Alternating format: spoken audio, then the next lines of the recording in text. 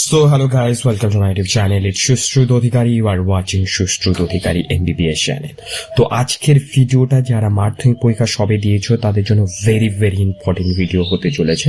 তো আজকের ভিডিওতে বেসিক্যালি আমরা কথা বলবো যে সায়েন্স নিতে গেলে 11-12 কত পার্সেন্ট নাম্বার লাগবে, সত্যি কি 90 থেকে 95% মার্কস পাওয়া খুব দরকার সায়েন্স নেওয়ার জন্য।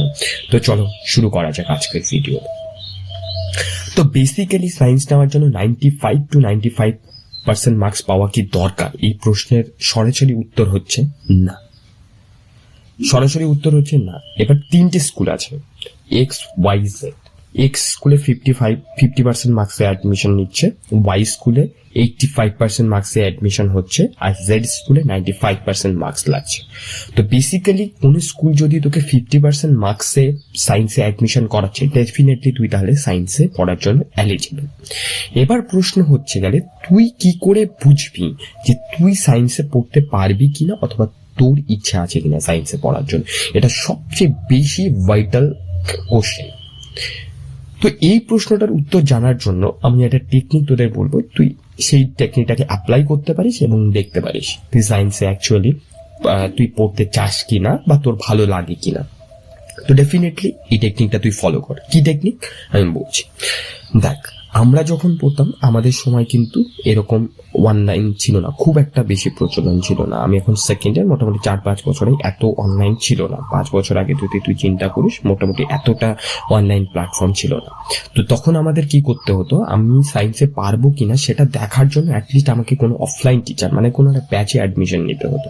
আর ব্যাচে অ্যাডমিশন নেওয়াতে সবচেয়ে বড় প্রবলেম কি, পুরো পাড়ার সময় সব লোক জেনে যেত যে তুই সায়েন্সের অ্যাডমিশন নিয়েছিস। এবার তুই যদি না পারিসও, সেখান থেকে রিটার্ন ব্যাক করে আবার বাড়িতে আসা, ঠিক আছে, সেখান থেকে রিটার্ন ব্যাক করে অন্য কোনো স্ট্রিমে ঢোকা খুব চাপে, কারণ পিয়ার প্রেশারের জন্য আমরা তখন ডিসিশন নিতে পারতাম না। কিন্তু এখনকার সবচেয়ে বেশি সুবিধা হচ্ছে কেউ বুঝতেও পারবে না যে তুই সায়েন্স নিচ্ছিস কিনা, কারণ তোর কাছে ফোন আছে। তোর কাছে যদি ফোন থাকে, তুই বেসিক্যালি কি করবি, তুই গিয়ে ইউটিউবে সার্চ করবি। ইউটিউবে কি সার্চ করবি, এবার তার জন্য তোকে জানতে হবে তোর কি কি সাবজেক্ট অ্যাকচুয়ালি সায়েন্সে থাকবে। সায়েন্সে তোরা মাধ্যমিকে যেটা এখন ভৌতবিজ্ঞান পড়েছিস সেটা দুটো পার্টে ডিভাইড হবে, একটা হচ্ছে পদার্থবিদ্যা আর একটা রসায়নবিদ্যা, ঠিক আছে। পরে আরেকটা সাবজেক্ট হচ্ছে জীবন বিজ্ঞান, যেটা খুবই ইম্পর্টেন্ট। তুই যদি ডাক্তারি পড়তে চাস, মাধ্যমিক থেকে ডাক্তারি পড়ার যে পাথওয়েটা, সেটাতে এই জীবন বিজ্ঞানের ভূমিকা মানে সবচেয়ে বেশি। তারপরে হচ্ছে অঙ্ক। তোকে অঙ্ক কেন নিতে হবে, এই কোন তিনটে সাবজেক্ট তোর বেসিক্যালি প্রয়োজন ডাক্তারি পড়ার জন্য? তিনটে সাবজেক্টে ভৌতবিজ্ঞান, জীবন বিজ্ঞান, মানে অ্যাকচুয়ালি পদার্থবিদ্যা, রসায়নবিদ্যা, আর একটা হচ্ছে জীবন বিজ্ঞান। এই তিনটে সাবজেক্টের অ্যাকচুয়াল প্রয়োজন, এই তিনটে সাবজেক্টেরই পরীক্ষা হবে। তাহলে কি আমি অঙ্ক নেব না, তোকে অঙ্ক নিতে হবে। অঙ্ক নেওয়ার কারণ এটাই যে তোকে অ্যাটলিস্ট 4টা সাবজেক্ট এইচএস এ নিতে হবে।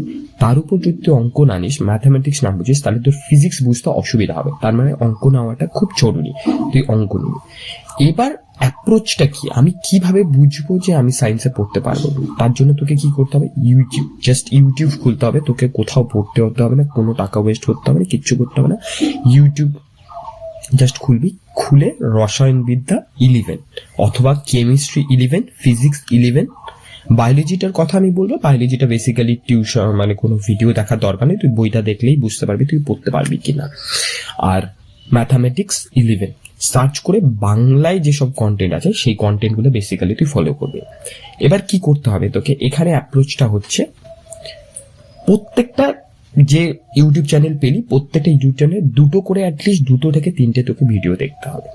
এবার যদি দেখলি যে কোনো সাবজেক্টের কোনো টিচার, ধর ফর এক্সাম্পল তুই পদার্থবিদ্যা বা ফিজিক্সের কোনো টিচারের কাছে 3টা ভিডিও দেখলে তুই বুঝতে পারছিস না, তাহলে তোর মনে হবে যে আমি সায়েন্সে পড়তে পারবো না।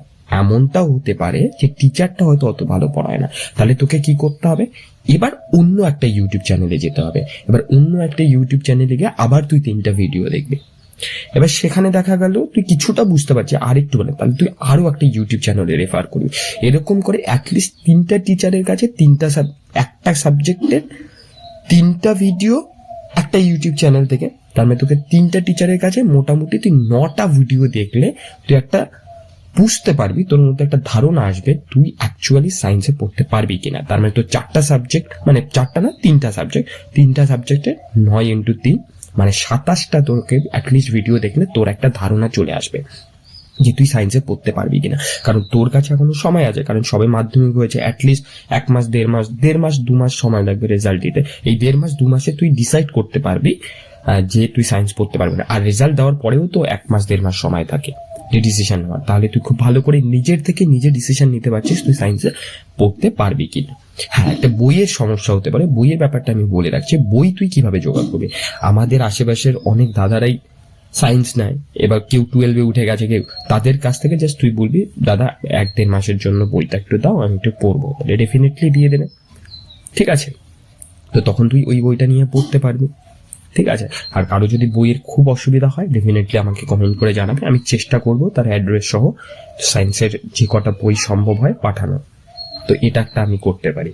ঠিক আছে, এটা হচ্ছে সবচেয়ে বড় ব্যাপার। তো এই যে তুই যে পুরো ভিডিওটা দেখলি, এটা অ্যাকচুয়ালি MP-MBBS এই সিরিজের ভিডিও।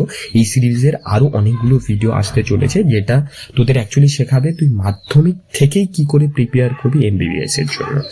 তো এই ভিডিওটা খুব ইম্পর্টেন্ট ভিডিও। এই সিরিজের বাকি ভিডিওগুলো দেখতে থাক আর শিখতে থাক কিভাবে পড়বি। আর নেক্সট ভিডিওতে আমরা যেটা আলোচনা করবো, অ্যাকচুয়ালি তুই 11 কিভাবে স্টার্ট করবি এবং 11-এর সাথে সাথে তুই কি করে তোর নিটের প্রিপারেশনটা নিবি। ঠিক আছে, সো আজকের ভিডিও এই অবধি। সঙ্গে থাক আর চ্যানেলটাকে সাবস্ক্রাইব করিস।